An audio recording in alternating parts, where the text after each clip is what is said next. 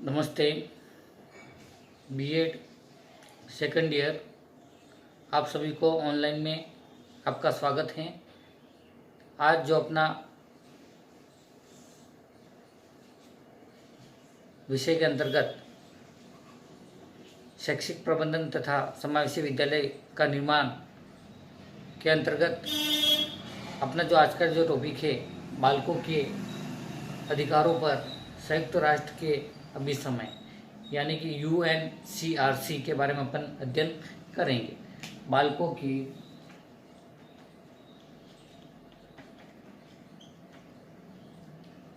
अधिकार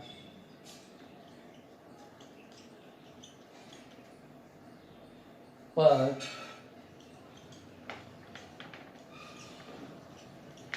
संयुक्त राष्ट्र के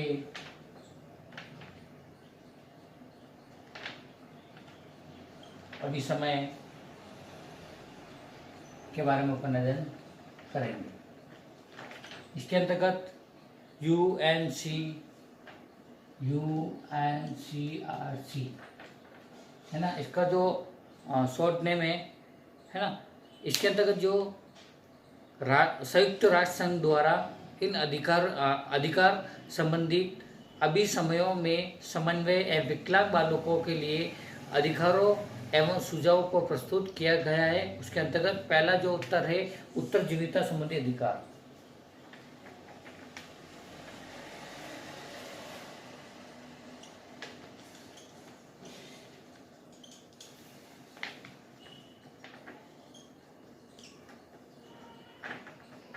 सेकंड जो बताया गया है उसमें विकास संबंधी अधिकार।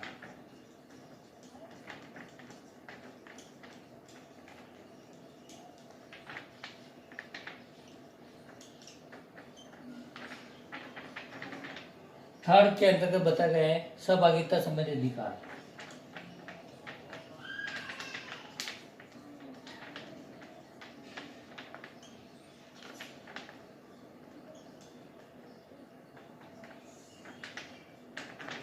फोर्थ जो बताया गया है संरक्षण संबंधी अधिकार।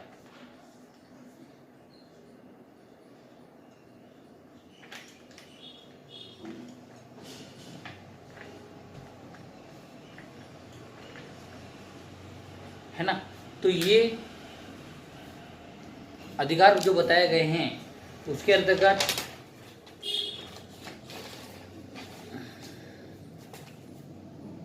जो पहला अपना आता है उसमें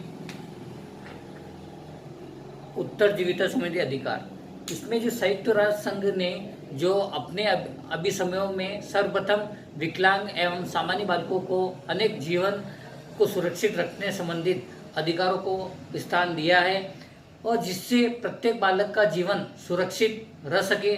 और इन अधिकारों के अंतर्गत सामान्य रूप से पोषण अधिकार, जीवन स्तर संबंधी अधिकार, आवास का अधिकार और चिकित्सा का अधिकार, पुनर्वास का अधिकार, स्वस्थ वातावरण का अधिकार, सुरक्षा का अधिकार एवं स्वतंत्रता का अधिकार आदि को सम्मिलित किया गया है।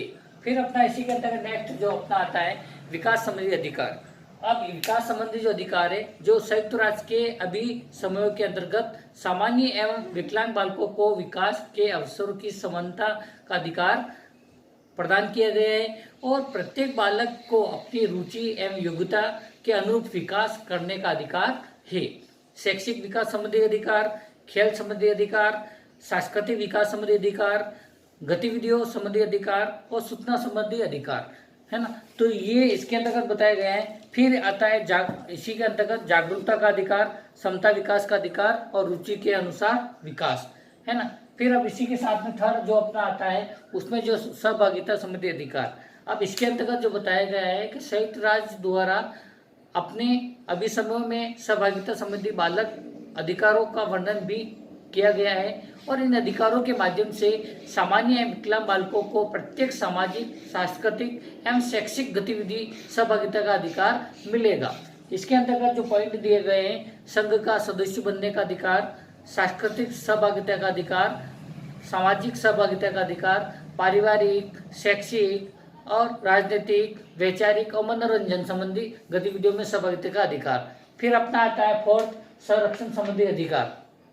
इसमें जो संयुक्त राष्ट्र के अभी समयों में बालकों के लिए संरक्षण संबंधी अधिकार को प्रस्तुत किया है, उसमें इससे सरकार द्वारा बालकों की जो किन किन परिस्थितियों में सुरक्षा करनी चाहिए उसके अंतर्गत ये संरक्षण संबंधी अधिकार के अंतर्गत बताया गया है ना।